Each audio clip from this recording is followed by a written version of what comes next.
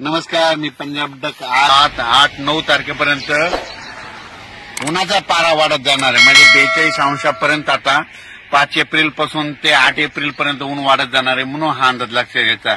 आणि 9-10 तारखेला परत एकदा ढगाळ वातावरण येणार आहे, म्हणून हा अंदाज लक्षात घ्यायचा.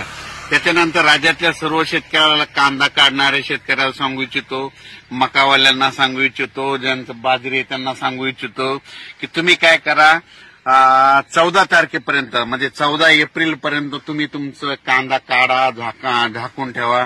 त्याच्यानंतर हळदी देखील आता उद्यापासून शिजवायला काही हरकत नाही, पण 14 तारखेला मात्र झाकून ठेवा. कारण की राज्यामध्ये आता याच्यानंतर 14, 15, 16 एप्रिल दरम्यान परत एकदा असंच वातावरण खराब होणार आहे, म्हणून हा अंदाज लक्षात येत आहे.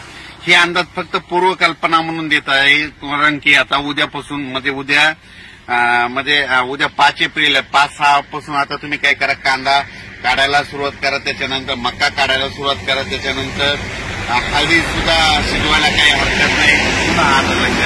पण राज्यामध्ये मात्र आता उद्यापासून हवामान कोरडं होणार आहे. मात्र उन्हाचा पारा मात्र 42 अंशापर्यंत 42-43 पर्यंत जाणार आहे, म्हणून हे अंदाज लक्षात घ्यायचा. आणि 9 आणि 10 एप्रिलला एकदा परत ढगाळ वातावरण राहणार आहे. मात्र 14, 15, 16च्या